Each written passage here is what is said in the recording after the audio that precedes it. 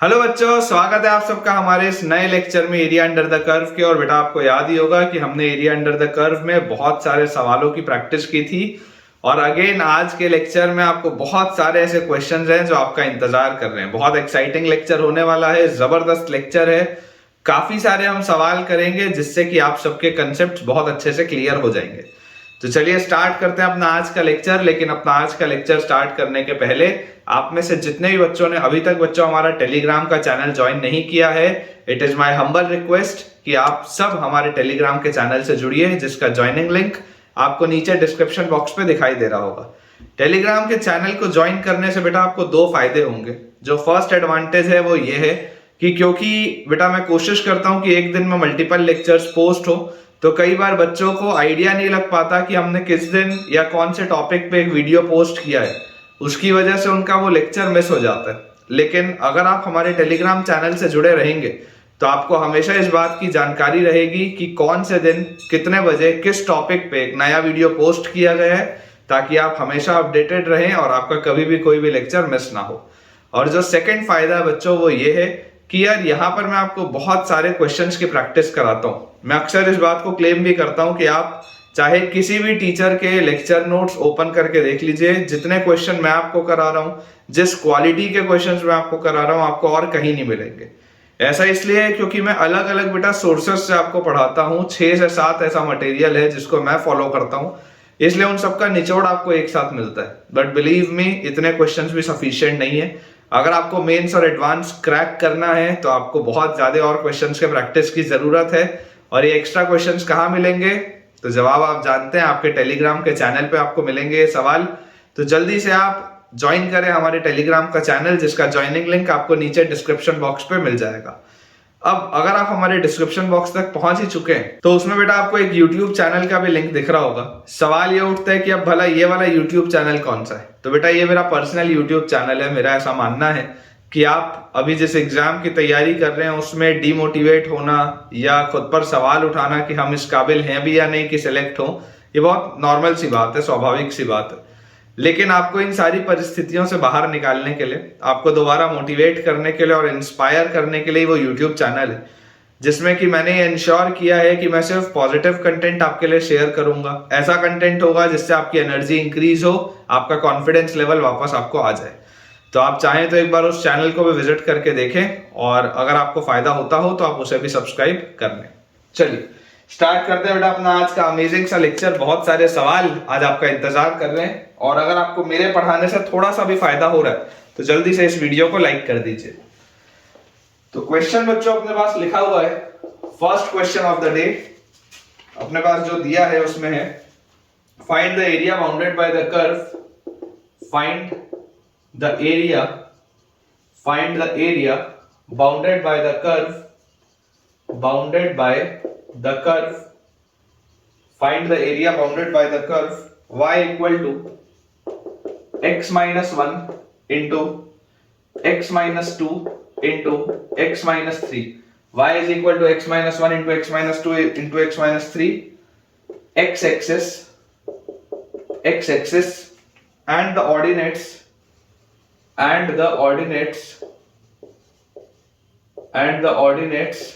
x equal to 0 and x equal to 3, and the ordinates x equal to 0 and x equal to 3। ठीक है, ये अपने पास बच्चों दिया हुआ है। अब देखिए, सबसे पहले हमको इसका फिगर बनाने की जरूरत है। इसमें किस तरीके के फिगर की बात हो रही है मैं आपको समझा देता हूं। ये एक क्यूबिक दिया हुआ है, x axis and the ordinates x equal to 0 and x equal to 3। तो सबसे पहले बच्चों अपन इसका ग्राफ बनाते हैं। आप ऑब्जर्व ध्यान से करें कि इस क्यूबिक के आपको 3 रूट्स दिखाई दे रहे हैं। कौन कौन से इसके 3 रूट्स हैं? 1, 2 एंड 3। ठीक है, तो मैं आपको बोलता हूं कि एक क्यूबिक नॉर्मली इस पैटर्न का बनता है, ये बात हम सबको पता ही। हम अगर यहां से एक अपना x एक्सिस ड्रॉ करें, मान लेते हैं ये हमारे पास x एक्सिस दिया हुआ है, और अब आप ऑब्जर्व करो, अगर मैं बोल दूं कि ये x इक्वल टू 1 है, this is x equal to 2 and this is x equal to 3। बहुत सीधी सी बात है, x क्यूब का कोफिशिएंट पॉजिटिव है तो ग्राफ का पैटर्न तो ऐसा ही होगा, ये बात तो हमको पता ही है। x इक्वल टू 0 पर इसकी वैल्यू देखो कितनी आ रही है, 0 रखते ही यहाँ पे -1, 0 रखते ही यहाँ पे -2, तो ये हो जाएगा +2, और 0 रखते ही यहाँ पर -3, तो ये पूरे की वैल्यू आ जाएगी -6। मतलब कि x इक्वल टू 0 पे, x इक्वल टू 0 मतलब आपकी y एक्सिस होती है। x इक्वल टू 0 मतलब क्या होता है बेटा, x इक्वल टू 0 मतलब होता है y एक्सिस। तो ये वाली लाइन हो गई, यहां पर इसकी वैल्यू है -6। x equal to 3, x equal to 3 ये वाली लाइन होगी। क्लियरली आपको देखो दिखाई दे रहा है x इक्वल टू 3 पर इसकी वैल्यू क्या हो जाएगी, 0 हो जाएगी। और x एक्सिस के साथ आपको एरिया निकालना है। Bounded by this curve x axis and the ordinates x equal to 0 and x equal to 3। मतलब कि बेटा मुझे जो एरिया निकालना है वो ये वाला। अब ध्यान से ऑब्जर्व करें, मैं शेड कर रहा हूं आपके लिए एरिया। ये अपने को एरिया कैलकुलेट करना है, ठीक है क्या। ये जो पूरा एरिया है, इस एरिया को अपने को निकालना है। ये आपका y एक्सिस है which is x equal to 0, ये आपका x एक्सिस है, ये x इक्वल टू 3 वाला ऑर्डिनेट है, और ये कर्व इसके साथ जो एरिया बना रहे हैं, ये अपने को निकालना है। तो सबसे पहले तो बच्चों अगर मैं आपको ये एक बात सिंपल सी बोलूं कि यार हम ऐसा करते हैं कि हम इसे मल्टीप्लाई करते हैं, क्योंकि आपको area under the curve integrate करना ही पड़ेगा। तो इसे अगर आप मल्टीप्लाई करोगे तो ये दोनों का मल्टीप्लीकेशन आएगा x square minus x minus 2x, तो -3x प्लस 2 और इंटू x माइनस 3। मल्टीप्लीकेशन जैसे हम करेंगे तो आ जाएगा x cube minus 3x square plus 2x, minus 3x square plus 2x, और फिर again minus 3x square plus 9x minus 6 plus 9x minus 6, ठीक है। तो यहां से अपने पास देखो क्या आ जाएगा, x cube minus 6x square और plus 11x minus 6, x cube minus 6x square और प्लस 11x माइनस 6। ये अपने पास बच्चों दिया हुआ है आपका क्यूबिक। इसके साथ आपको एरिया अंडर द कर्व निकालना है। अब एरिया अंडर द कर्व निकालने के लिए आप जानते ही हैं कि आप बहुत आसानी से हॉरिजॉन्टल स्ट्रिप भी ले सकते हैं और वर्टिकल स्ट्रिप भी ले सकते हैं। इस वाले केस में आपको दिखाई दे रहा है कि आप अगर x को y के टर्म्स में निकालोगे और हॉरिजॉन्टल स्ट्रिप लोगे तो प्रॉब्लम आएगा, इसलिए अपन डायरेक्टली इसमें वर्टिकल स्ट्रिप लेके आगे बढ़ सकते हैं। वर्टिकल स्ट्रिप जब मैं बोलता हूं मतलब कि मैं x के रिस्पेक्ट में इसको डिफरेंशिएट करने की बात कह रहा हूं, ठीक है ना। जब बच्चों मैं वर्टिकल स्ट्रिप बोलता हूं इसका मतलब मैं डिफरेंशिएट, मैं इसको इंटीग्रेट करूंगा विद रिस्पेक्ट टू x। ये चीज आती है आपको समझ में। तो अगर मैं सबसे पहले इतने से हिस्से की बात करूं तो x इक्वल टू 0 से लेकर x इक्वल टू 1 तक अगर हम इसको इंटीग्रेट करें between 0 and 1, x equal to 0 से लेकर x इक्वल टू 1 तक, तो 0 से 1 में आप देखिए जो कर्व है वो ये है और ये x एक्सिस के साथ जो बना रहे हैं, तो मतलब आपको इसका इंटीग्रेशन करना है x cube minus 6x square plus 11x minus 6, और आपको बेटा इस पूरे का मॉड लगाना पड़ेगा। ये बात भी श्योर है, इंटीग्रेट करना है और इसका मॉड भी आपको लगाना पड़ेगा, क्योंकि आपको दिखाई दे रहा है कि ये जो इंटीग्रेशन है ये x एक्सिस के नीचे है कर्व, तो ये अंदर वाली पूरी चीज नेगेटिव आ जाएगी, लेकिन एरिया हमेशा क्योंकि पॉजिटिव होता है इसलिए मुझे मॉड्यूलस लगाना पड़ेगा। तो सबसे पहले देखो अगर अपन मान ले इसको रीजन 1 बोल दे, late us say this is your region 1, तो रीजन 1 का एरिया क्या आ जाएगा, रीजन 1 का एरिया इसको आप इंटीग्रेट करोगे तो x की पावर 3 का x की पावर 4/4 माइनस 6 x स्क्वायर का x cube bye 3 plus 11x square by 2 और माइनस 6x फ्रॉम 0 टू 1। तो सिर्फ आपको 1 रखना है, 0 रखते ही तो खत्म हो जाएगा। और ये 6 और 3 है तो इसको भी आप डायरेक्टली यहां पर 2 लिख सकते हो। 1 जैसे आप रखोगे तो this will B 1/4 minus 2 plus 11/2 minus 6, 1/4 minus 2 plus 11/2 minus 6। तो यहां से अपने पास देखो क्या आ जाएगा बच्चों, आप अगर देखेंगे -2 और -6 को आप डायरेक्टली लिख लो -8, एलसीएम आपके पास आ रहा है 4, ये आ गया 1, फिर यहाँ 1 है तो यहाँ आ जाएगा -32 और यहाँ 2 into 2 तो 11 into 2 is 22, ये आ गया। तो 22 और -32 ये अपने पास कितना आ जाएगा बेटा, -10 और 1 -9, तो -9 का मॉड्यूलस मतलब ये आ जाएगा 9/4, क्योंकि मॉड्यूलस लगा हुआ है पूरे में, ठीक है ना। इस पूरे का बच्चों मॉड्यूलस लगा हुआ है, तो क्योंकि ये मॉड्यूलस लगा है तो आंसर अपने पास आ जाएगा 9/4। तो ये तो अपने पास आ जाता है कौन सा वाला एरिया, ये आ जाता है रीजन 1 का area, this is the area of your region 1। अब हम अगर बात करें रीजन 2 की, रीजन 2 की अगर हम बात करें तो रीजन 2 का इंटीग्रेशन कहां से कहां होगा, इसमें जो आपका ये वर्टिकल स्ट्रिप है ये 1 से लेकर 2 तक के बीच मूव करेगा। तो अगर ये 1 से लेकर 2 तक के बीच मूव करेगा मतलब मुझे इसमें इंटीग्रेट तो देखो यही करना है, इंटीग्रेट तो यही करना है, x cube minus 6x square plus 11x minus 6, integrate हमको यही करना है विथ रिस्पेक्ट टू x, बस लिमिट्स चेंज हो जाएंगी, लिमिट सब चलेंगी 1 से लेकर 2 तक। तो इंटीग्रेट करके जो अपने पास रिजल्ट आएगा देखो वो भी वही है, x की power 4/4 minus 2x cube, x की power 4/4 minus 2x cube plus 11x² 2 minus 6x, और लिमिट सब अपने पास आ गई 1 से 2। यहाँ पर अलग से आपको मॉड्यूलस लगाने की जरूरत नहीं है क्योंकि ये पूरी चीज x एक्सिस के ऊपर है, तो इसका इंटीग्रेशन आपके पास पॉजिटिव ही निकल के आएगा। लिमिट्स बच्चों जैसे आप रखोगे 2 की पावर 4 16/4 इज 4 माइनस 2 का क्यूब 8 into 2 तो यहाँ 16 हो गया, फिर 2 का स्क्वायर तो 4/2 इज 2 तो 22 आ गया यहाँ पे, और 2 यहाँ पर रखेंगे तो आ गया -12, और फिर सब्ट्रैक्ट करेंगे 1 रख के, तो जैसे ही 1 रखोगे तो 1/4, फिर 1 रखोगे तो -2, फिर 1 रखोगे तो +11/2, और फिर अपन यहाँ 1 रखेंगे तो -6। ये चीज अपने पास आती है। अब बेटा यहाँ से आप ऑब्जर्व करिए 22 और 4 इज 26 में से 16 गया तो 10 में से 12 गया तो -2, माइनस अंदर देखो क्या लिखा हुआ है, यहाँ पर भी आपने सॉल्व किया था, इस पूरे को जब आपने अंदर सॉल्व किया था तो ये अंदर सॉल्व होके कितना आया था, ये आपके पास बेटा -9/4 आया था अंदर सॉल्व होके, जैसे आपने यहाँ पे 1 रखा होता तो ये अगर -9/4 आएगा तो यहां से बच्चों अपने पास आ जाएगा -2 और +9/4, -2 + 9/4, तो देखो ये कितना आ गया 4 × 2 8, 9 - 8 इज 1/4, मतलब ये जो रीजन 2 है इस रीजन 2 का एरिया आपके पास आ गया 1/4, ये जो रीजन 1 था रीजन 1 का एरिया हमारे पास आ गया 9/4, इतने में तो कोई डाउट नहीं। अब अपन बच्चों इसको क्लियर करते हैं, थर्ड वाले रीजन का अपन अपना एरिया निकालते हैं, ठीक है, मैं इसको यहां से हटा देता हूं, और जो रीजन 3 है उसको बस हम निकाल लेते हैं, और जैसे ही एक बार रीजन 3 का एरिया मेरे पास आएगा ऑटोमेटिकली फिर अपना आंसर आ जाएगा तीनों को ऐड करने से।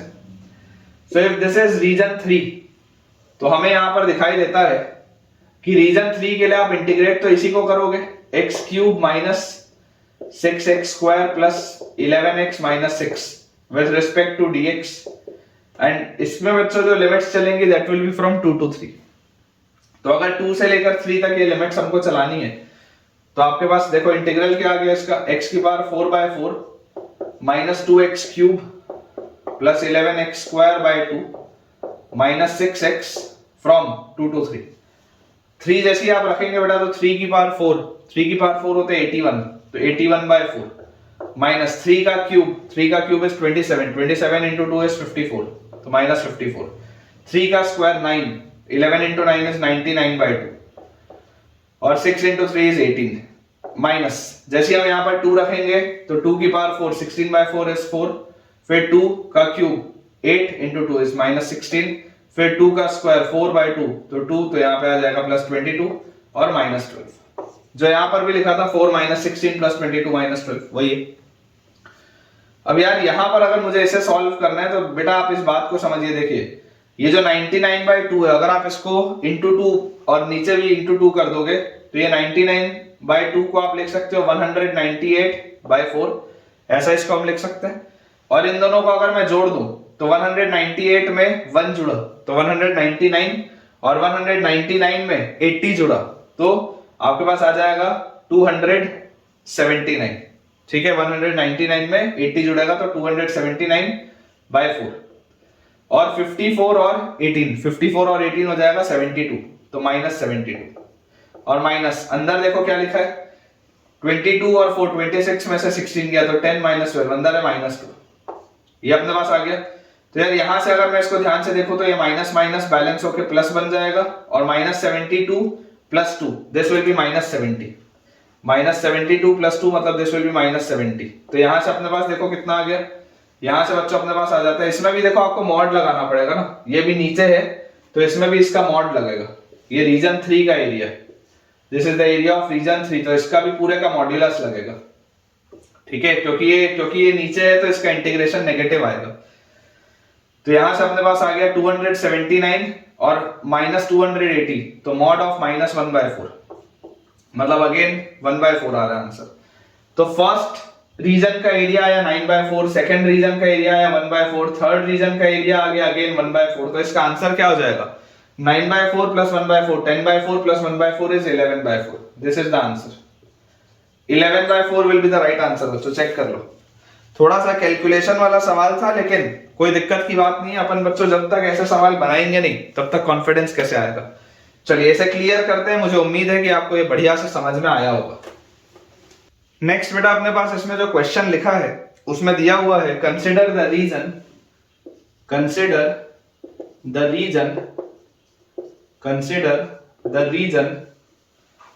formed by the lines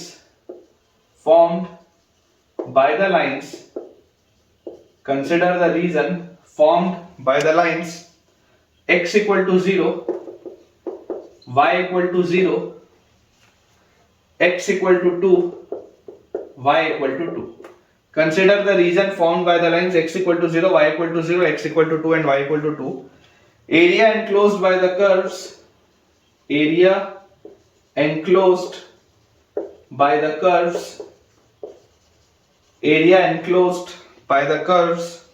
y is equal to e raised to the power x and y is equal to ln x.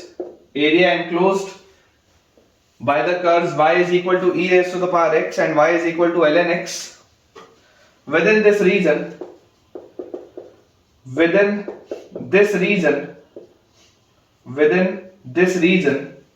is being removed.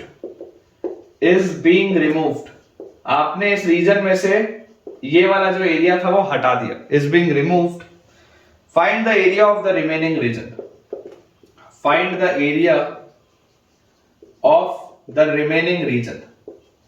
ठीक है, इसमें बच्चों फिगर बनाना बहुत इंपॉर्टेंट है। मैं आपको बताता ही हूं कि अगर आपके पास एरिया अंडर द कर्व का सवाल है और अगर आप उसको बिना फिगर बनाए अप्रोच कर रहे हैं तो आप मान के चलिए आपका सवाल गलत होगा, क्योंकि बिना फिगर बनाए आपको समझ में ही नहीं आएगा कि हो क्या रहा है। तो सबसे पहले देखिए अपन फिगर बनाने का प्रयास करते हैं। लिखा है हमारे पास consider the region formed by the lines, ये 4 लाइंस है। तो देखिए ये अपने पास आ गया इस पैटर्न में, ये अपने पास बना हुआ है। This is your line x equal to 0 which is y axis. This is your line y equal to 0 which is x axis. ठीक है, ये x axis हो गया, ये y axis हो गया। फिर x equal to 2, ये वाली जो लाइन है बेटा, let us say this is the line x equal to 2. उसके बाद ये वाली जो लाइन है, let us say this is the line y equal to 2. ठीक है, this is the line y equal to 2. अब ये अपने पास दिया हुआ है, this is x equal to 0, x equal to 2, y equal to 0 and y equal to 2. अब ये वाला बेटा जो अपने पास रीजन दिया हुआ है, आपको बोला जा रहा है area enclosed by the curve y equal to e raise to the power x and y equal to ln x। अब ये वाला बेटा जो पॉइंट है ये 2 का है, ठीक है, ये वाला पॉइंट अपने पास 2 का है। जरा आप सोच के देखिए कि अगर हम ऑब्जर्व करें कि क्या इसमें आपके पास बन रहा होगा, किस तरीके का फिगर बन रहा होगा, तो जो ln x का ग्राफ होता है, ln x का ग्राफ x की वैल्यू 1 पर 0 होता है, ये बात हमको पता है। और x की वैल्यू जब आप 2 रखेंगे तो आपका ग्राफ बनेगा ln2, आपका ग्राफ बनेगा ln2। ln2 जो भी होगा, आप इस बात को समझिए कि इसकी वैल्यू 1 से छोटी होगी।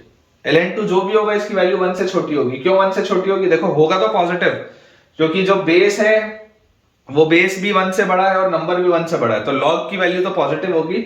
लेकिन क्योंकि बेस बड़ा है और नंबर छोटा है तो इसकी पूरे की वैल्यू 1 से छोटी आएगी। ये y इक्वल टू 2 वाली लाइन है, मतलब कि इसका जो ग्राफ अपने पास बनना चाहिए, इसका ग्राफ कुछ ऐसा बनना चाहिए। अंदाजे से बच्चों बोल सकते हैं इसका ग्राफ कुछ ऐसा बनना चाहिए। ये एक पॉइंट अपने पास हो गया, ये एक पॉइंट हो गया, ये वाला हिस्सा अपन ने रिमूव किया, ठीक है। This is the graph of y equal to ln x, ये वाला हिस्सा अपन ने रिमूव कर दिया, ठीक है। अब इसके बाद सिमिलरली अगर हम यहां से देखें तो e raise to the power x का अगर मैं ग्राफ बनाऊं तो x इक्वल टू 0 पर इसकी वैल्यू 1 होती है, ठीक है ना। x इक्वल टू जब हम 0 रखते हैं तो e की पावर x की वैल्यू 1 होती है, और उसके बाद बहुत जल्दी इसकी वैल्यू 2 को पार कर जाएगी। देखो x इक्वल टू 0 रखते ही e की पावर 0 1 आ जाएगा, और x इक्वल टू जब आप 1 करोगे तो उसकी वैल्यू e आएगी which will be greater than 2। मतलब कि इसका ग्राफ अंदाजे से कुछ ऐसा होना चाहिए। रफली मैं आपको बता रहा हूं कि इस तरीके का आपके पास इसका ग्राफ बनना चाहिए, ठीक है। यहां पर अपने पास बोल देते हैं कि लेट अस से x इक्वल टू 0 पे इसकी वैल्यू आ रही है 1, ठीक है क्या। और यहां पर जब आप देखेंगे तो यहां पर अगर मैं इसकी वैल्यू आपको बोलूं तो यहां पर ये आ रहा है 1, और ये वाला जो पॉइंट है, जैसे आप x इक्वल टू 2 इस पे रखोगे तो इसकी वैल्यू आ जाएगी ln2, ये 1 से छोटा है। ये 1 है, मतलब ये थोड़ा और नीचे होना चाहिए था, लेकिन ठीक है, समझ लेंगे। और यहाँ पर अगर आप देखेंगे तो ये वाला पॉइंट जो भी होगा उसको अपन निकाल लेंगे, जरूरत वैसे नहीं। तो बेसिकली हमको ये वाला एरिया निकालने कहा जा रहा है। देखिए जो मैं शेड कर रहा हूँ बेटा, ये वाला एरिया जो मैं आपके लिए शेड कर रहा हूँ, इसे हमें कैलकुलेट करना है। तो अब बेटा अगर अपन इसको ध्यान से देखें तो बेसिकली ये हमारे पास एक स्क्वायर था, और इस स्क्वायर में से ये वाला हिस्सा और ये वाला हिस्सा हमने रिमूव कर दिया, तो बचा हुआ एरिया अपने पास आ जाएगा। तो देखो ये तो आपके पास स्क्वायर है, x = 0, x = 2, y = 0 and y = 2। ये तो अपने पास स्क्वायर है, ये 2 यूनिट्स का है, ये भी 2 यूनिट्स का है। तो एरिया ऑफ स्क्वायर या टोटल एरिया अगर आप बोलोगे, एरिया ऑफ स्क्वायर या टोटल एरिया अगर हम बोलेंगे तो वो आ जाएगा हमारे पास 4। एरिया ऑफ स्क्वायर या ये जो टोटल एरिया है, ये पूरा एरिया अपने पास आ जाएगा 4। इस 4 में से हमने एक ये वाला पोर्शन हटाया और एक ये वाला पोर्शन हटाया। तो इसमें बच्चों अगर आप ध्यान से ऑब्जर्व करो, सबसे पहले ये वाले को, let us say this is your region 1 and this is your region 2। ये दो रीजन हमने सब्ट्रैक्ट किए। अगर मैं सिर्फ रीजन 1 की बात करूं, तो ये रीजन 1 का एरिया क्या होगा? तो it is area enclose between this curve. तो यहां पर मैं बहुत आसानी से एक वर्टिकल स्ट्रिप मान सकता हूं। ठीक है, वर्टिकल स्ट्रिप मानूंगा तो मेरे पास आ जाएगा integral ln x dx। Integral ln x dx, ये ln x वाले कर्व के अंदर है, तो इंटीग्रल ln x dx। और x का मूवमेंट कहां से कहां हो रहा है? तो x का मूवमेंट हो रहा है फ्रॉम 1 to 2। ठीक है, x का मूवमेंट अपने पास आ रहा है फ्रॉम 1 to 2, ये चीज अपने पास होगी। तो ln x का बच्चों इंटीग्रेशन क्या होता है? x ln x minus x, limits from 1 to 2, 2 रखेंगे तो 2 ln 2 माइनस 2, और 2 ln 2 माइनस 2 के बाद जैसे ही आप सब्ट्रैक्ट करेंगे तो -1 जैसे रखोगे तो 1 रखते ही ये तो खत्म हो जाएगा, और यहाँ पे आ जाएगा आपके पास -1। तो ये अपने पास आ गया 2 ln 2 और -2 + 1 इज -1। ये रीजन 1 का एरिया है जो आपने हटा दिया, ये वाला पूरा हिस्सा आप रिमूव कर चुके हैं। अब हम अगर ध्यान से देखें रीजन 2 को, तो रीजन 2 को बेटा अगर आप ऑब्जर्व करेंगे तो रीजन 2 को आप अपनी नोटबुक थोड़ा घुमा के देखिए। ठीक है, क्या आप अपनी नोटबुक को ऐसे रोटेट करिए, और रोटेट करने के बाद देखिए कि अगर मैं ये हॉरिजॉन्टल स्ट्रिप मान लूं, हॉरिजॉन्टल स्ट्रिप, ये मेरे पास कर्व है y = e⁻x का, this is the curve of y = e⁻x। तो अगर मुझे इसको इंटीग्रेट करना है तो मैं इंटीग्रेट करूंगा इसको विद रिस्पेक्ट टू y। तो y का वेरिएशन कहां से कहां हो रहा है? y का वेरिएशन भी 1 से 2 हो रहा है, तो इंटीग्रल फ्रॉम 1 to 2 y का वेरिएशन। और y क्या है? y is e⁻x। तो इसको क्या मैं ऐसा लिख सकता हूं? x = ln y। सोच के देखो, अगर x = ln y होगा तभी तो y की वैल्यू e⁻x होगी। तो इसको आप लिख सकते हैं ln y dy, क्योंकि आपको इसको इंटीग्रेट करना है विद रिस्पेक्ट टू y, तभी तो आप y का वेरिएशन बोलोगे 1 से 2। और अगर आप अपनी नोटबुक घुमा के देखोगे तो ये basically area under the curve है। इतना हिस्सा इस कर्व के अंदर आ रहा है, ये y एक्सिस है, इतना हिस्सा इस कर्व के अंदर आ रहा है। हमने इंटीग्रेट कर दिया फ्रॉम 1 to 2, तो इसका भी आंसर क्या आएगा? y ln y minus y। बात वही है, देख लो आंसर सेम आएगा। यहां से भी आंसर क्या आ गया? 2 ln 2 माइनस 1। बेसिकली ये इसका इनवर्स लिखा हुआ है। अगर आप याद करोगे, इनवर्स फंक्शन मैंने आपको पढ़ाया था, ये फंक्शन और ये फंक्शन एक दूसरे के इनवर्स हैं। e⁻x और ln x इनवर्स है एक दूसरे के, तो ये जितना एरिया यहाँ आएगा उतना ही एरिया वो भी वहां आएगा। मैं चाहता तो इसको ओरली डायरेक्ट भी बोल सकता था, लेकिन आधे से ज्यादा बच्चों को समझ नहीं आता। हो सकता है अभी भी कईयों को समझ में नहीं आ रहा होगा। बच्चों याद करो, ये y = x वाली लाइन है, this is the line y = x।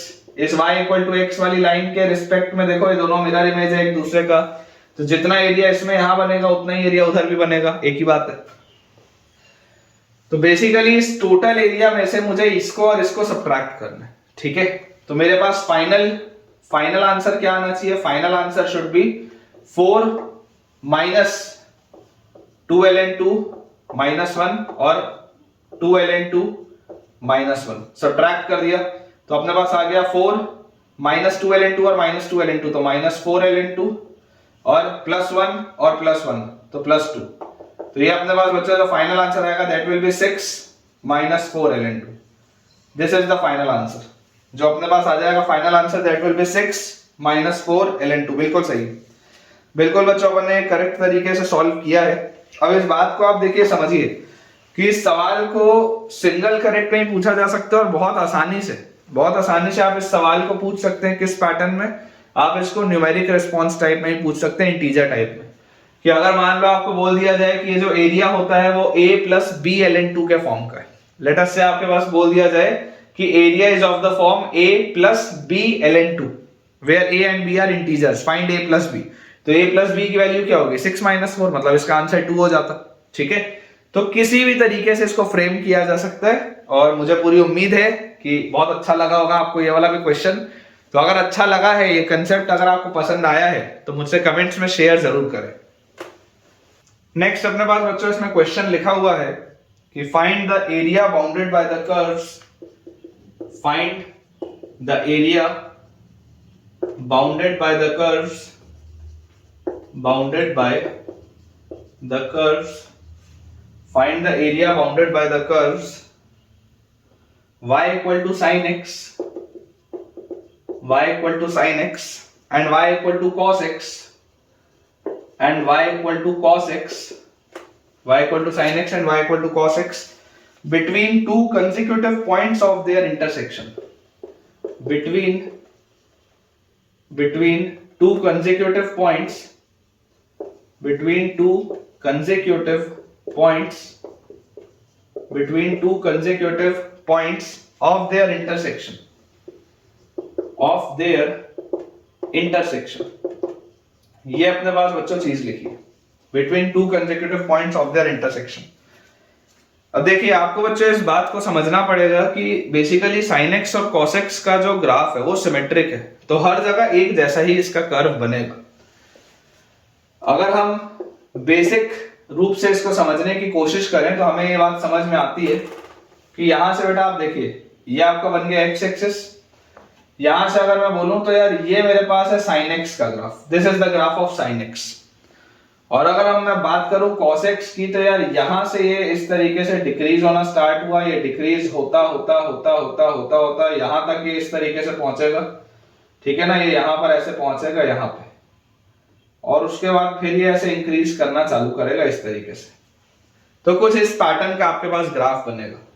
जो मैं आपको समझाना चाह रहा हूं वो ये है कि ये एक पॉइंट ऑफ इंटरसेक्शन है और ये दूसरा पॉइंट ऑफ इंटरसेक्शन है।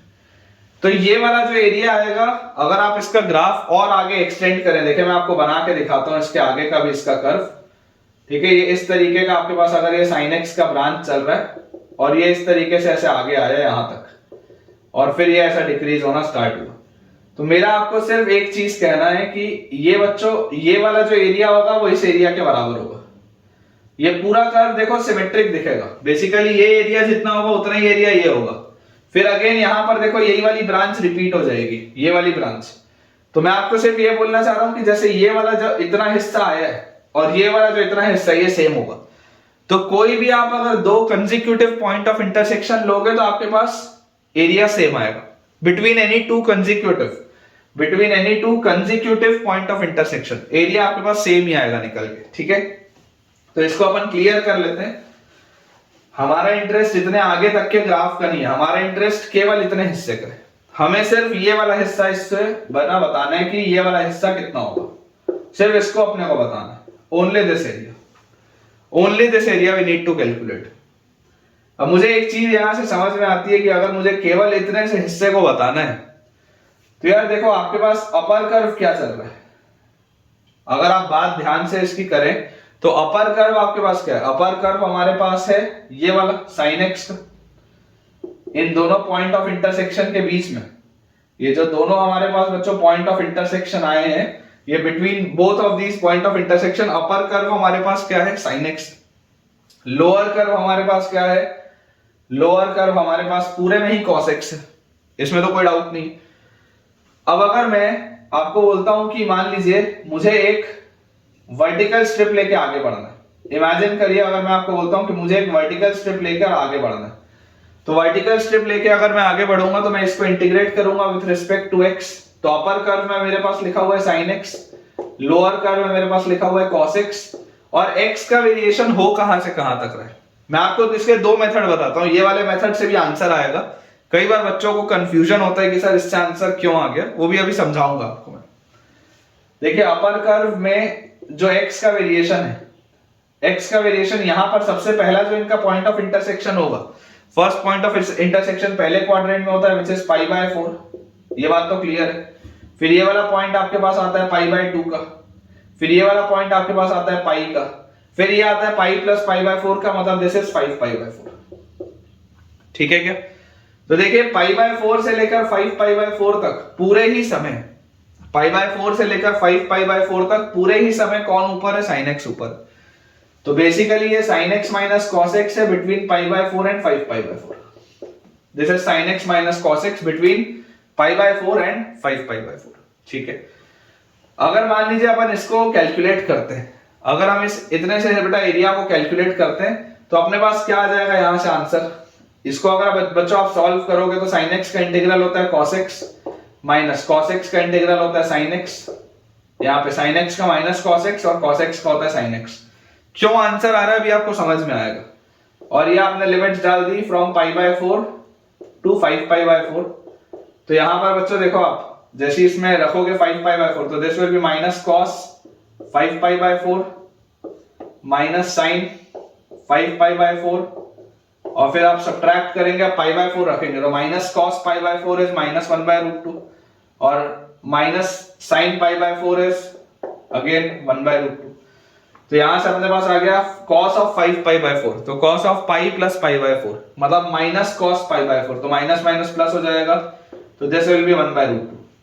वैसे यहां पर sin 5 पाई बाय 4 तो sin of pi plus pi by 4 मतलब माइनस sin पाई बाय 4, तो अगेन ये भी प्लस 1 बाय रूट 2। फिर ये आपके पास again plus 1 by root 2 plus 1 by root 2, तो एरिया अपने पास कितना आ गया 4 by root 2 which is 2 root 2।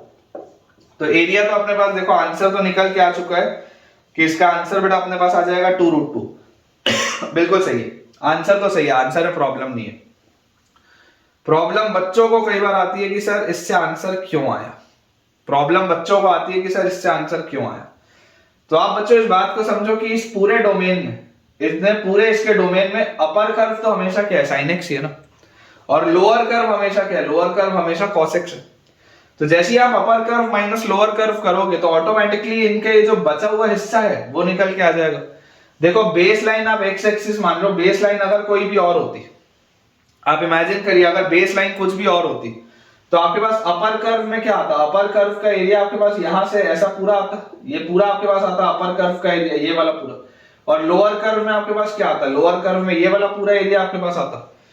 तो इफेक्टिवली तो आंसर यही निकल के आता ना, अपर कर्व माइनस लोअर कर्व में। आप अगर हमेशा अपने माइंड में एक्स एक्सिस को बेस लाइन मानोगे तो आपको दिक्कत है, लेकिन अगर आप सोचते हैं कि अपर कर्व माइनस लोअर कर्व कर रहा हूं तो इफेक्टिवली तो निकल के ये आएगा।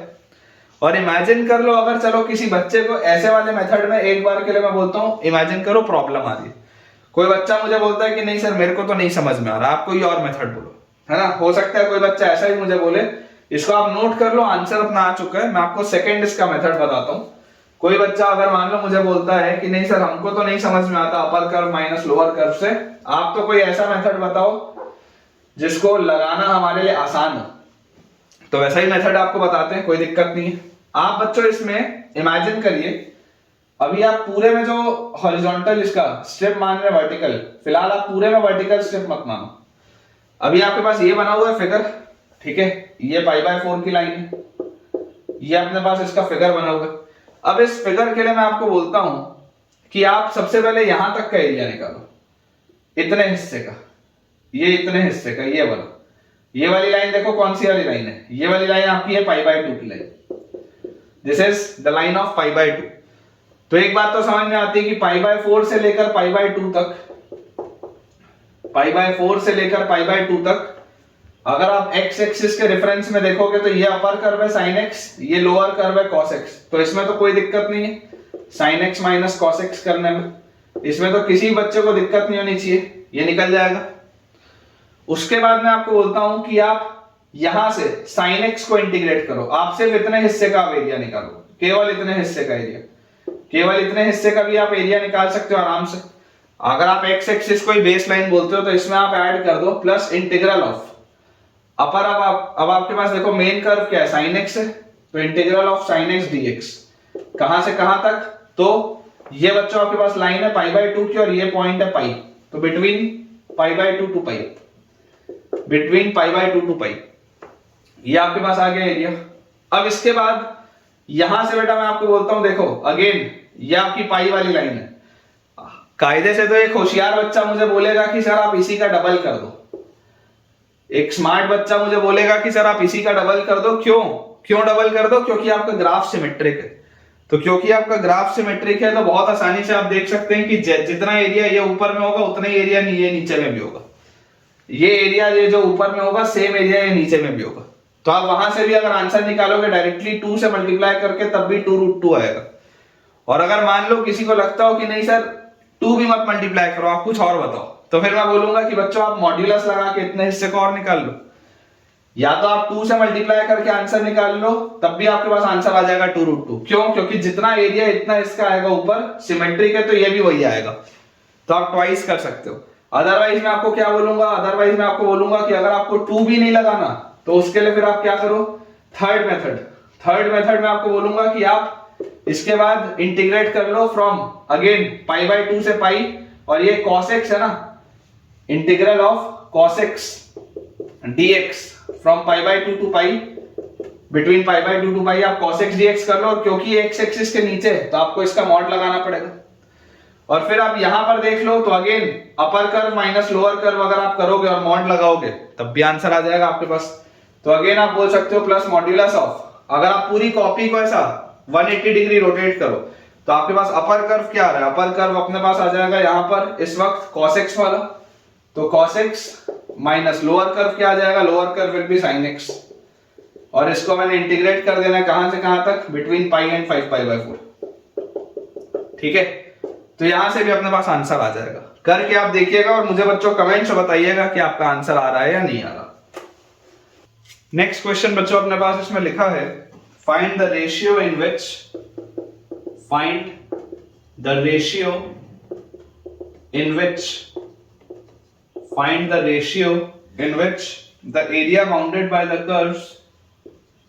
which the area bounded by the curves find the ratio in which the area bounded by the curves y square equal to 12x and x square is equal to 12y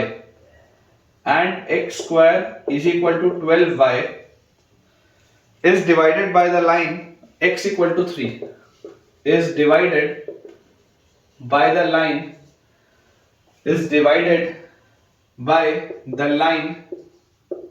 x equal to 3। ये अपने पास बच्चों दिया हुआ बोला जा रहा है ratio in which the area bounded by the curves y square equal to 12x का ग्राफ कैसा होगा। देखिए आप ऑब्जर्व बेटा करिएगा, अगर ये मेरे पास मेरा कार्टेशियन प्लेन दिया हुआ है, y square equal to 12x से मतलब x हमेशा पॉजिटिव होना चाहिए, y पॉजिटिव नेगेटिव दोनों हो सकता है। तो ये कुछ इस पैटर्न का ग्राफ होगा। पैराबोला का अपन ने पढ़ाई है, y square equal to 4ax का ग्राफ ऐसा होता है। x square equal to 12y, तो x square equal to 12y का ग्राफ कैसा होगा, x square equal to 12y का ग्राफ इस तरीके का होगा। ठीक है, this will be the graph of x square equal to 12y। तो सबसे पहले तो अपने को ये चीज समझनी है कि इन दोनों का पॉइंट ऑफ इंटरसेक्शन कहां पर आ रहा है, इनका पॉइंट ऑफ इंटरसेक्शन। तो अगर आप बेटा इनका पॉइंट ऑफ इंटरसेक्शन ऑब्जर्व करें, इसको मैं ऐसे बना देता हूं, अगर हम इसका पॉइंट ऑफ इंटरसेक्शन ऑब्जर्व करें तो देखिए इसको आप जैसे सॉल्व करेंगे तो यहां से आप बोल सकते हैं x की वैल्यू क्या आती है, x is y square by 12, उठा के यहां रख दो। तो x का स्क्वायर मतलब y की power 4 by 144 is equal to 12y, ये अपने पास लिखा हुआ है। तो यहां से अपने पास आ जाएगा y की पावर 4 या y cube will be equal to 12 का क्यूब, यही आएगा यहां से देख लो। और एक y से आप एक y जब कटोगे तो y की वैल्यू 0 आएगी, तो y की वैल्यू 0 तो ये वाला एक पॉइंट आ गया। और जब y क्यूब की वैल्यू 12 क्यूब आ रही है तो y की वैल्यू आ गई 12, मतलब ये वाला पॉइंट में y की वैल्यू अगर 12 आई तो y की वैल्यू 12 मतलब क्या आएगा, x की वैल्यू बच्चों अपने पास 12 आ जाएगी। तो दिस पॉइंट इज 12,12। ठीक है, दिस पॉइंट इज 12,12। अब आप समझिए कि x इक्वल टू 3 वाली जो लाइन होगी, x इक्वल टू 3 वाली लाइन कैसी होगी, x इक्वल टू 3 वाली लाइन कुछ इस तरीके की होगी। से this is x equal to 3। तो आपको बोला जा रहा है कि ये पूरा किस एरिया में इसको रेशियो में डिवाइड कर रहे हैं, इस एरिया को। देखो ये वाला जो आपके पास कर्व था, this curve is y square equal to 12x, और ये वाला जो हमारे पास कर्व है this is x square is equal to 12y। और बोला जा रहा है ratio in which the area bounded by the curves is divided by the line x equal to 3। तो बेटा सबसे पहले तो अपन इसको यहां से क्लियर कर लेते हैं, इसकी अब कोई जरूरत नहीं है, पॉइंट्स अपन ने निकाल ही लिए। तो यहां से हमें बेटा ये चीज समझ में आती है कि देखिए सबसे पहले हमको ये वाला एक एरिया निकालना है, ये वाला एरिया, ठीक है, और उसके बाद हम ये वाला एरिया भी निकालेंगे, ये वाला एरिया, और फिर हम उन दोनों का रेशियो ले लेंगे, ठीक है। तो late us say this is your region 1। अगर ये रीजन 1 होगा तो रीजन 1 के लिए बहुत आसानी से इसमें हम क्या कर सकते हैं, एक वर्टिकल स्ट्रिप मान सकते हैं। अगर हम एक वर्टिकल स्ट्रिप अज्यूम कर लें और इस वर्टिकल स्ट्रिप का बेटा मैं आपको बोलूं कि चलो अपन ऐसा करेंगे, मूवमेंट करेंगे, ठीक है, अपर कर्व माइनस लोअर कर्व अगर मैं आपको करने बोलूं और विथ रिस्पेक्ट टू x मैं इसको इंटीग्रेट करूं, तो इंटीग्रल मेरा होगा कहां से कहां तक, ये x इक्वल टू 0 से लेकर x इक्वल टू 3 तक है। और अपर कर्व क्या है, अपर कर्व आपके पास ये वाला y square equal to 12x। तो y की वैल्यू क्या आएगी, y की वैल्यू आपके पास आ जाएगी, this will give you y is equal to under root of 12x, y will be equal to under root of 12x। तो this is under root of 12x। ये वाला जो ब्रांच है ये अंडर रूट ऑफ 12x होगा, ये नीचे वाला जो ब्रांच होगा वो minus under root of 12x होगा। This will be y is equal to minus under root of 12x, और ये जो ऊपर वाला ब्रांच है ये अपने पास आ जाएगा y will be equal to under root of 12x, ठीक है। और इसमें से सबट्रैक्ट अपन करेंगे लोअर कर्व। तो लोअर कर्व क्या है, x square equal to 12y। तो यहां से y की वैल्यू क्या है, y is x square by 12, तो माइनस हम करेंगे x स्क्वायर बाय 12, और इसको हम इंटीग्रेट कर देंगे विद रिस्पेक्ट टू x। जैसे हम इसको बच्चों सॉल्व करेंगे तो यहां से आप देखिए इस बात को, अंडर रूट ऑफ 12 तो वैसे का वैसे ही लिखा है, ये x की पावर 1/2 है, x की पावर 1/2 का इंटीग्रल 1/2 + 1 3/2 बाय 3/2, और माइनस x स्क्वायर है तो x cube bye 3, x cube bye 3 तो 12 3 36, लिमिट फ्रॉम 0 to 3। और यहां भी 3/2 जो लिखा हुआ है, 3 नीचे 2 ऊपर, और √12 को भी आप क्या लिख सकते हैं, तो इसको आप आराम से 2√3 लिख सकते हैं। This can be written as 2√3। तो बेटा ये अपने पास जैसे आप 3 रखोगे तो 3 रखते ही आपके पास आ गया 4√3/3 इंटू 3 रखते ही 3 की पावर 3/2, तो 3 इंटू 3 की पावर 1/2 मतलब 3√3, ये आ गया। फिर माइनस 3 क्यूब तो 27/36, और फिर जैसे आप 0 रखोगे तो खत्म हो जाएगा। तो ये वाला एरिया अपने पास देखो कितना आ रहा है, एक 3 से एक 3 गया, √3 इंटू √3 तो 3 इंटू 4 12, और माइनस यहाँ पे आपके पास 9 का फैक्टर कॉमन है, तो 9 3 9 4, तो ये अपने पास आ गया 12 माइनस 3/4, तो 4 इंटू 12 इज 48 माइनस 3 इज 45/4। मतलब जो पहला वाला अपने पास रीजन था बेटा, फर्स्ट वाला रीजन अपने पास आ जाता है 45/4, बिल्कुल सही है। First region comes out to be 45/4, बिल्कुल करेक्ट। अब हम बात करते हैं सेकंड वाले रीजन की। तो इस अगर मैं सेकंड वाले रीजन की बात करूं तो सेकंड वाले रीजन में भी बहुत आसानी से मैं एक वर्टिकल स्ट्रिप मान सकता हूं, और अब मुझे जो इंटीग्रेट करना है वो करना है कहां से कहां तक, फ्रॉम 3 to 12। पैटर्न हमारा सेम रहेगा, अभी भी इंटीग्रल यही है, देखो अभी भी इंटीग्रल यही है। तो इसको अपन थोड़ा जमा के लिख लेते हैं, 4√3/3 into x raise to the power 3/2 minus x cube by 36। ये आपके पास इंटीग्रेट होके आएगा upper curve minus lower curve जब आप करेंगे तो, और आपने इसमें लिमिट्स रखनी है 3 से लेकर 12 तक। लिमिट्स हमारे पास अब आएंगी फ्रॉम 3 to 12। तो बच्चों जैसे ही आप यहाँ पर 12 रखेंगे तो यह आ जाएगा 4√3/3 इंटू 12 की पावर 3/2, तो 12 इंटू √12 यह आएगा।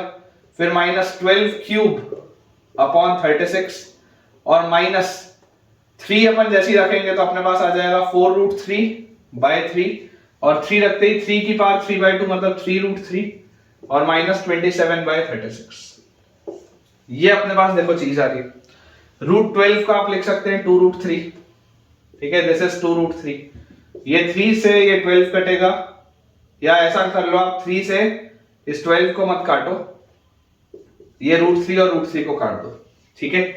तो अपने पास यहां से क्या आ गया, और ये जो फिर लिखा हुआ है आपके पास 12 क्यूब, या माइनस यहां लिख लेते हैं 12 क्यूब को भी अपन ऐसा लिख लेते हैं 12 इंटू 12 इंटू 12 ऐसा लिख लेते हैं। तो यार यहां से देखो ये पहला क्या लिखा हुआ है 12 इंटू 2 24, 24 इंटू 4 96 पहला टर्म हो गया। फिर एक 12 से 36 कटा 3, 3 और 12 कटा 4, 12 4 48 इसमें से सब्ट्रैक्ट हो गया, इसमें भी कोई प्रॉब्लम नहीं है।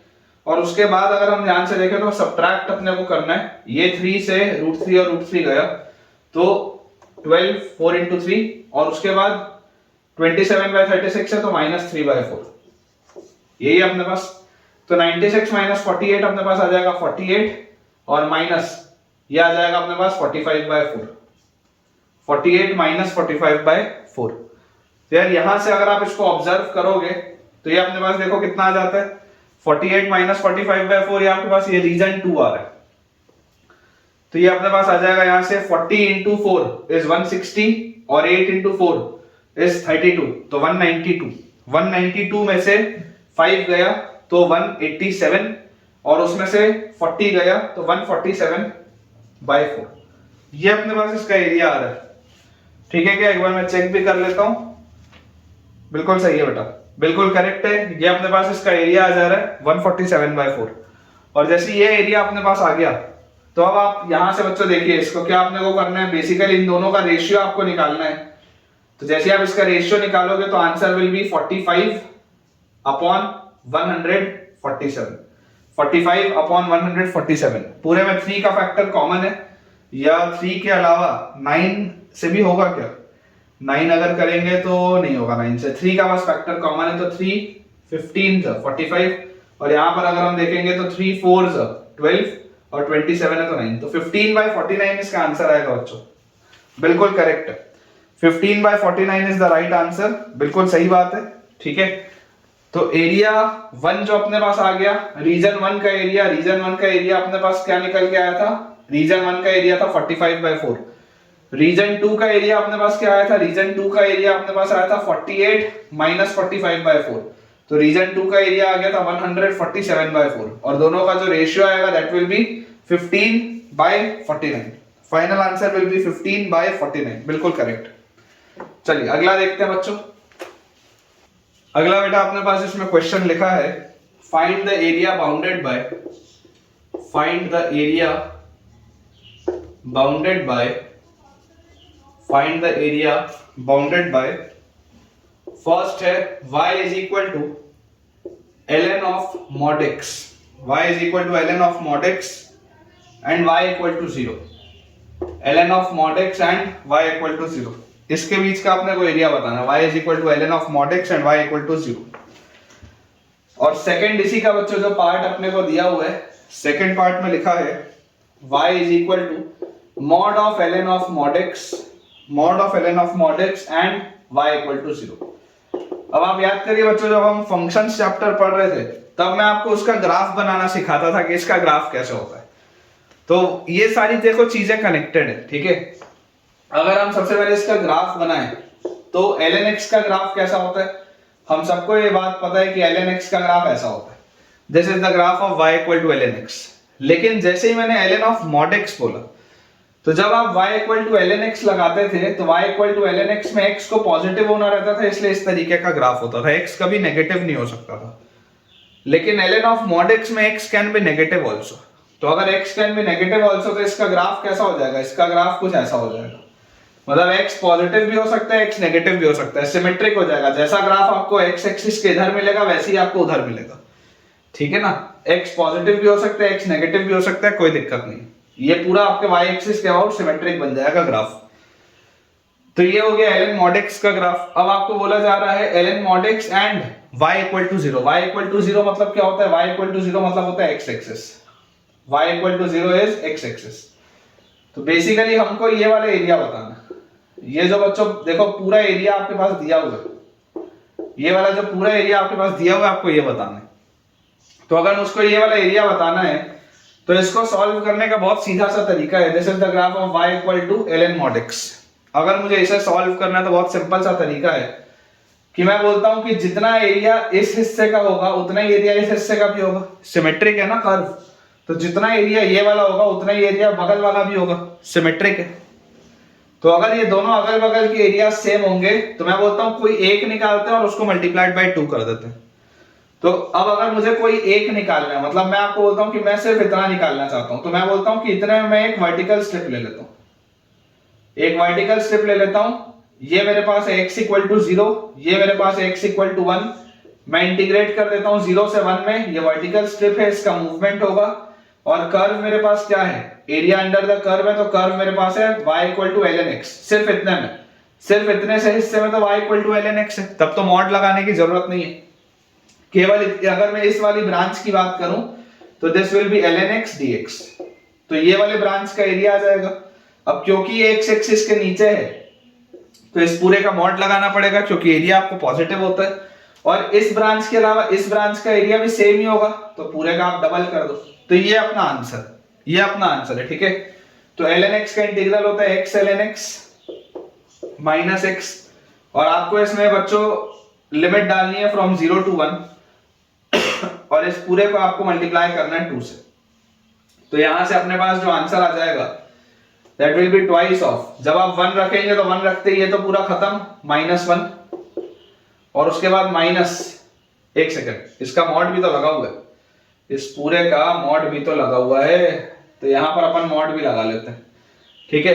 1 रखोगे तो यहां आ जाएगा -1 सबसे पहले, फिर माइनस, जैसे ही आप 0 रखोगे तो 0 रखोगे तो अब यहां पर देखो आपको लॉपिटल लगाना पड़ेगा, क्योंकि x ln x आ रहा है, और एग्जैक्ट 0 आप नहीं रख रहे हो, आप 0 प्लस पर बात कर रहे हो। एग्जैक्ट 0 पे आप तो प्रॉब्लम आ जाएगी ना, लॉग के अंदर आप एग्जैक्ट 0 नहीं रख सकते, एग्जैक्ट 0 पे ये इनफाइनाइट की तरफ जा रहा है, इसलिए आपको लॉपिटल लगाना पड़ेगा। तो अगर आप लॉपिटल लगाएंगे 0 प्लस पे, तो यहां पर आप देखिए लिमिट h अप्रोचेस 0, और ये बेसिकली क्या लिखा हुआ है, h ln h, यही लिखा हुआ है ना, यही आपके पास लिखा हुआ है।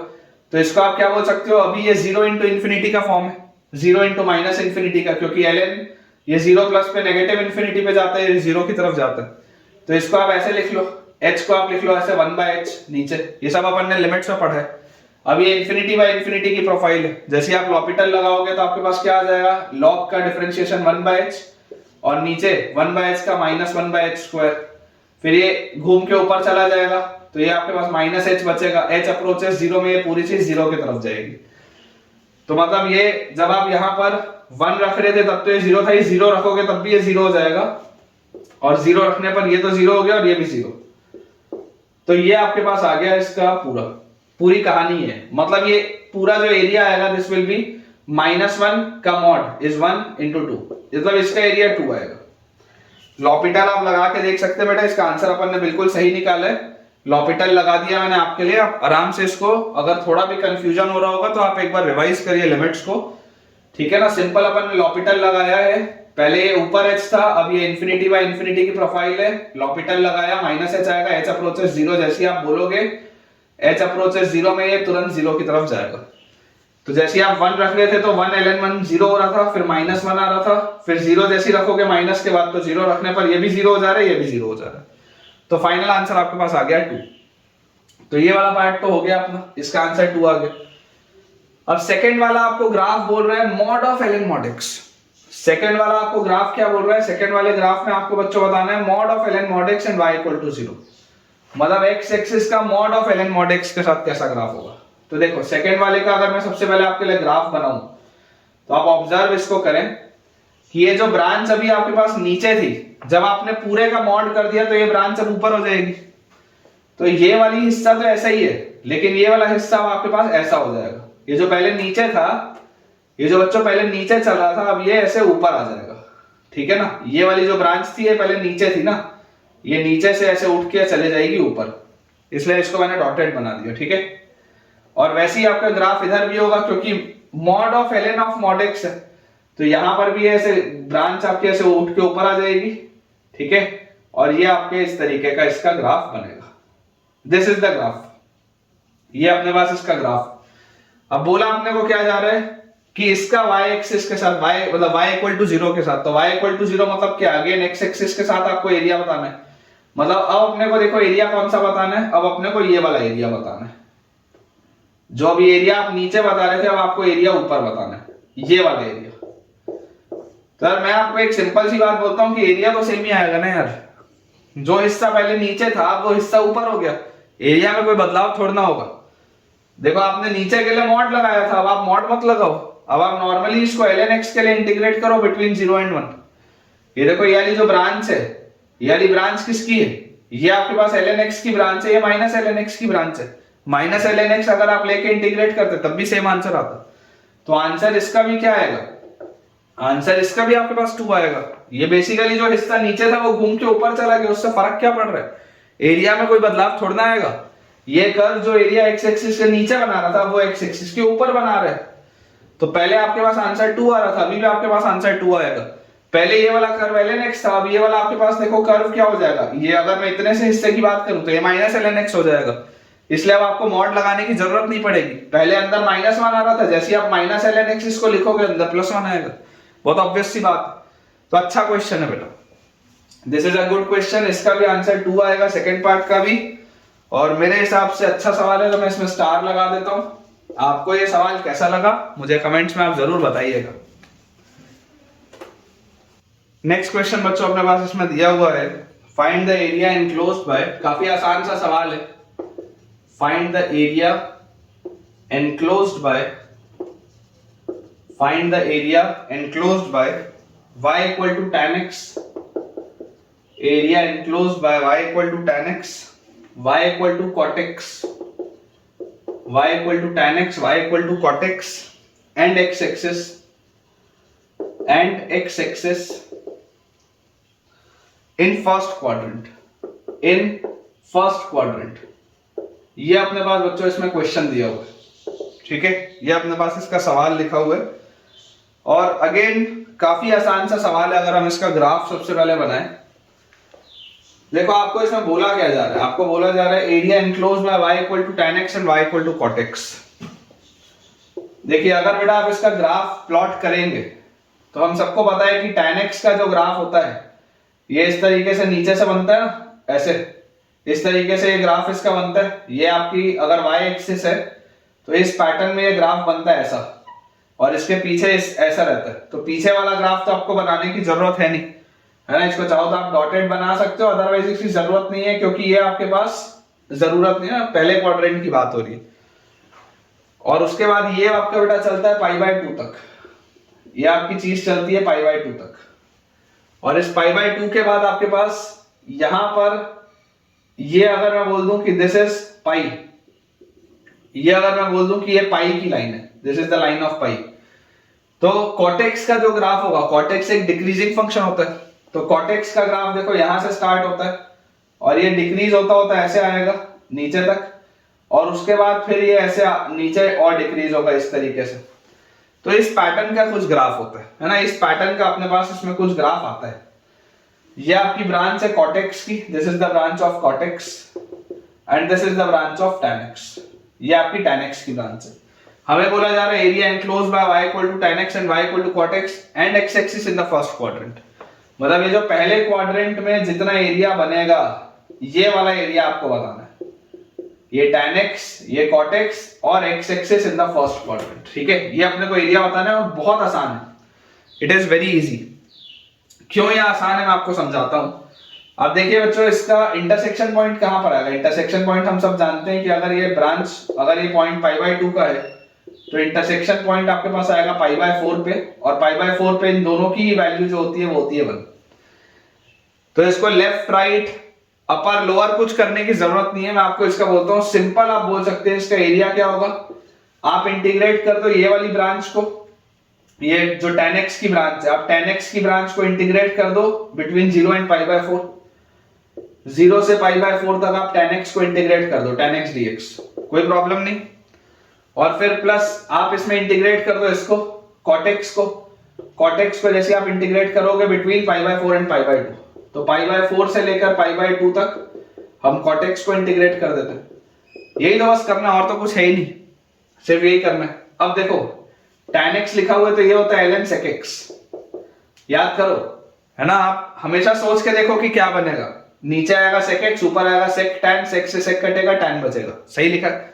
लिमिट है 0 से π/4 तक, प्लस कॉटेक्स कब बनेगा? जब आप लोगे ln sin x। देखो डिफरेंशिएट करोगे, नीचे साइन ऊपर साइन का कॉस हो जाएगा, कॉस बाय साइन कॉट होता है, बिल्कुल सही है। लिमिट आ गई अपने पास बिटवीन π/4 एंड π/2। जैसे आप π/4 रखोगे तो ln sec π/4 होता है √2 माइनस ln sec 0 होता है 1, तो ln 1 होता है 0, ठीक है, प्लस ln sin π/2, तो sin π/2 होता है 1, तो ln 1 और माइनस ln π/4 जैसे रखोगे sin π/4 इज 1/√2, ये अपने पास लिखा है। तो यार ln 1 तो खत्म हो गया, ln 1 खत्म हो गया, ये लिखा हुआ है ln √2 और उसके बाद माइनस ln 1/√2, तो √2 की पावर -1 माइनस नीचे तो प्लस ln √2, ये अपने पास हो गया।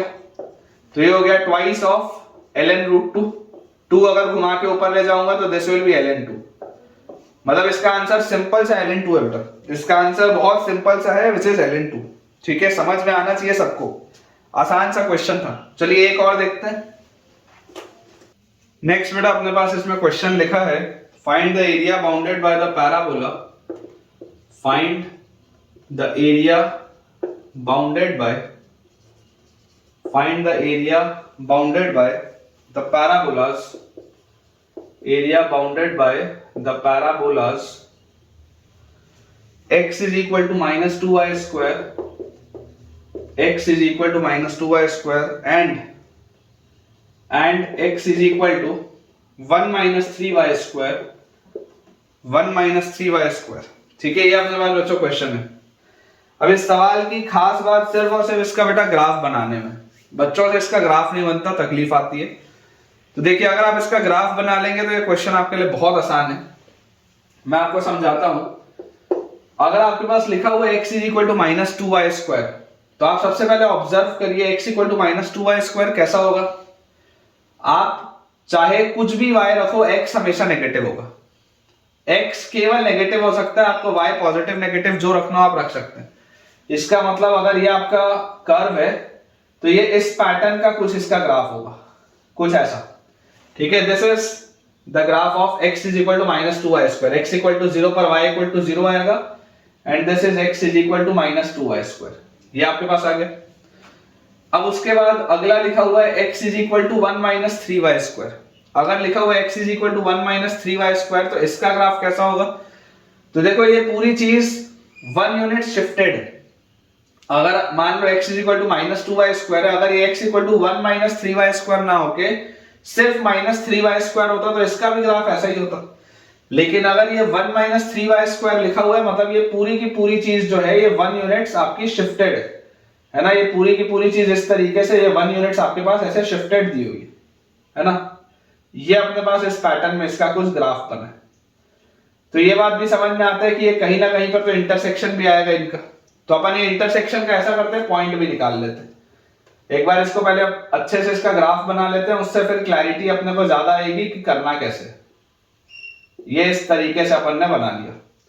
अब यहां पर बेटा आप ऑब्जर्व करें ध्यान से, this is x is equal to 1 - 3y square, this is x is equal to 1 - 3y square, और ये अपनी लाइन है x इक्वल टू 1 की, ये अपनी लाइन है x इक्वल टू 1 की। अब बच्चों आप इस बात को समझो कि अगर आप इन दोनों को सॉल्व करोगे तो -2y square is equal to 1 - 3y square है, मतलब कि y square is equal to 1 है, तो y की वैल्यू आएगी +-1, और y की वैल्यू, अगर y स्क्वायर की वैल्यू 1 आ रही है तो y स्क्वायर की वैल्यू 1 रखते ही x की वैल्यू हमेशा आपके पास आ जाएगी यहां से -2। जैसे आप y स्क्वायर को 1 रखोगे x विल बी -2। तो ये देखो अपन ने जो ग्राफ बनाया है बिल्कुल सही है, ये -2 है और इस पर ये आपके पास दिया हुआ है this is +1 and this is -1। y की वैल्यू +1 और -1 अपने को समझ में आती है। अब जैसे ही बच्चों ये वाली चीज अपने पास आ गई, मैं आपको बोलता हूं कि आपको एरिया कौन सा निकालना है, area bounded by the parabolas, मतलब इन दोनों के बीच का जो ये हिस्सा है, ये वाला हिस्सा हमको निकालना है। और अगर बेटा ये वाला हिस्सा मुझे निकालना है तो मुझे एक चीज इसमें समझ में आती है कि यार आप देखो देयर आर मल्टीपल वेज जिससे कि आप इस बात को, इस सवाल को सॉल्व कर पाए। सबसे जो पहला तरीका है वो ये है कि अगर आप अपनी नोटबुक को रोटेट करो, अगर आप अपनी नोटबुक को ऐसे रोटेट करो और आप रोटेट करने के बाद बोलो कि यार हम ऐसा करते हैं कि एक ऐसा हॉरिजॉन्टल स्ट्रिप ले लेते हैं, ठीक है। इस हॉरिजॉन्टल स्ट्रिप को अगर हम ले लें, और हम बोलें कि अपर कर्व माइनस लोअर कर्व करेंगे, तो अपर कर्व आपको ये वाला मिलेगा, ये आपको लोअर कर्व मिलेगा, ठीक है। और उसमें लेकिन आपको बस एक चीज प्रॉब्लम आएगी कि आपको y को x के टर्म्स में लिखना पड़ेगा, या सॉरी x तो आपके पास ये y के टर्म्स में लिखा है, नहीं जल्दी हो जाएगा, इससे जल्दी हो जाएगा। देखो अपर कर्व है ये और ये लोअर कर्व, मैं आपको दोनों मेथड से बताता हूं। तो अपर कर्व हमने लिख लिया 1 माइनस 3y², या यहां से, हाँ ठीक है 1 माइनस 3y², और लोअर कर्व हमारे पास क्या है, lower curve is minus 2y²। तो अपर कर्व में से लोअर कर्व अपन ने सब्ट्रैक्ट कर दिया माइनस 2y² को, और इस पूरे को हम y के रिस्पेक्ट में इंटीग्रेट करते हैं। और y का मूवमेंट कहां से कहां है, तो y का मूवमेंट हो रहा है -1 से लेकर 1 तक। आप अपनी नोटबुक को घुमा के देखिए, y का मूवमेंट हो रहा है -1 से लेकर 1 तक, और ये अपर कर्व है और ये लोअर कर्व है। तो यहां से अपने पास देखो क्या आ गया, -1 से 1, और ये देखो अगर आप ध्यान से देखोगे तो ये हो गया 1 माइनस 3y² और प्लस 2y², तो 1 माइनस y² dy। तो ये अपने पास आ गया y, और माइनस y² का आ गया y³/3 बिटवीन -1 एंड 1। तो 1 रखेंगे तो 1, -1/3 -1 रखेंगे तो -1, और -1 यहां पर जैसे रखेंगे तो -1/3 विद माइनस साइन, तो +1/3। तो ये अपने पास आ जाएगा यहां से बेटा 2/3, और ये अपने पास आ जाएगा -2/3 विद माइनस साइन, तो +2/3। तो इसका आंसर तो देखो 4/3 आ रहा है, इसका आंसर अपने पास 4/3 आ रहा है, जो कि बिल्कुल सही है। 4/3 अपने पास आंसर आ रहा है विच इज एक्यूरेट, इसमें कोई प्रॉब्लम नहीं है। तो ये तो हो गया एक मेथड कि अपर कर्व माइनस लोअर कर्व कर दिया, उससे आंसर निकल आया, area bounded between the two curves अपने पास आ गया। अब इसमें कई बार बच्चों को इसमें बेटा कंफ्यूजन आ जाता है कई बार नहीं बनते ऐसे सवाल। तो इसको देखो, अगर आपको मेथड 2 करना हो तो मेथड 2 में आपको ये बोल सकता हूं कि देखो एक बात तो अपने को समझ में आती है, इसको अपन यहां से क्लियर कर लेते हैं। एक चीज हम सबको समझ में आती है कि यार ये वाला जितना हिस्सा होगा ऊपर का, उतना ही हिस्सा ये नीचे का भी होगा। मतलब अगर मैं सिर्फ ये ऊपर वाला हिस्सा निकाल के इंटू 2 कर दूं तो मेरा काम चल जाएगा, है ना। ये जो ऊपर वाला हिस्सा है, अगर मैं केवल इस ऊपर वाले हिस्से को निकाल लूं और इस पूरे को मैं मल्टीप्लाई कर दूं 2 से, तो काम चलेगा। अब ऊपर वाला हिस्सा निकालने के लिए मुझे क्या लेना पड़ेगा, तो मुझे लेना पड़ेगा एक वर्टिकल स्ट्रिप। और अगर इस वर्टिकल स्ट्रिप को मैं ले लूं, अगर बेटा इस वर्टिकल स्ट्रिप को मैं ले लूं, तो वर्टिकल स्ट्रिप में मैं आपको बोलता हूं कि अपर कर्व माइनस लोअर कर्व अगर आप करेंगे, देखिए ये वाला जो पूरा है, ये वाले पूरे कर्व में से ये वाले पूरे कर्व का अगर मैं एरिया माइनस कर दूं तो ये बचे हुए कर्व का एरिया आ जाएगा। ये वाले पूरे कर्व के एरिया में से अगर मैं ये वाले पूरे कर्व के एरिया को माइनस कर दूं तो मेरा काम चल जाएगा। तो अपन उसी तरीके से इसको बनाते हैं। देखिए ये वाला जो पूरे कर्व का एरिया है, तो इसको आपको क्या करना पड़ेगा, आपको इंटीग्रेट करना है विद रिस्पेक्ट टू x, और x का मूवमेंट होगा कहां से कहां, -2 से लेकर 1 तक। x का मूवमेंट हमारे पास होगा -2 से लेकर 1 तक। अब ये वाला जो पूरा कर्व है ऊपर वाला, इसमें अगर आपको y को x के रिस्पेक्ट में डालना है, तो यहां से आप देखो क्या लिखोगे, आप लिखोगे 3y² = 1 - x, या y² को आप लिखोगे 1 - x/3, y² को हम यही लिखेंगे। अब ये जो ऊपर वाली आपकी ब्रांच है, देखो अगर आप इसको ध्यान से ऑब्जर्व करोगे, जब आप बोल रहे हो y² = 1 - x/3, तो ये वाली ब्रांच आपकी कौन सी होगी, तो ये वाले बेटा देखो पूरे ब्रांच में y आपका पॉजिटिव है, ठीक है ना। ये वाले पूरे ब्रांच में आपको y पॉजिटिव मिल रहा है, तो ये वाला हिस्सा अपने पास आ जाएगा √1 - x/3, √1 - x/3, है ना। ये वाली पूरी ब्रांच में y पॉजिटिव है। और उसके बाद ये वाली ब्रांच में भी देखो, इसको जब आप करोगे तो यहां से आपके पास आ जाएगा y² = -x/2, है ना। यहां से अपने पास आ जाएगा y² = -x/2। तो यहां से बेटा आपके पास y की वैल्यू क्या आ जाएगी, y will be equal to √(-x/2), क्योंकि ये वाली भी पूरी ब्रांच में देखो y पॉजिटिव है।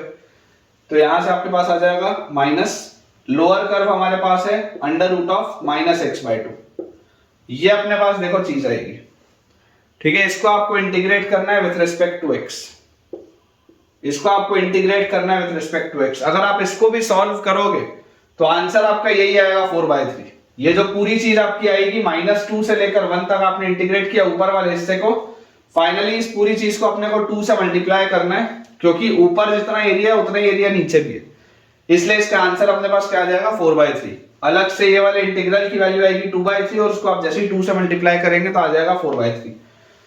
तो ठीक है बच्चों, विद दिस हम अपने आज के लेक्चर के एंड पे पहुंच चुके हैं और मुझे उम्मीद है कि आपको आज का लेक्चर बहुत बढ़िया तरीके से समझ में आया होगा, आपके कंसेप्ट्स भी अच्छे से क्लियर हुए होंगे और काफी सारे सवालों की हमने प्रैक्टिस की है। तो अगर आपको आज का लेक्चर अच्छा लगा है तो जल्दी से इस वीडियो को लाइक करें, चैनल को सब्सक्राइब करें और दोस्तों के साथ इस चैनल को और इस वीडियो को रेफर भी करें ताकि उन सबकी पढ़ाई बहुत बढ़िया तरीके से हो पाए। Thank you.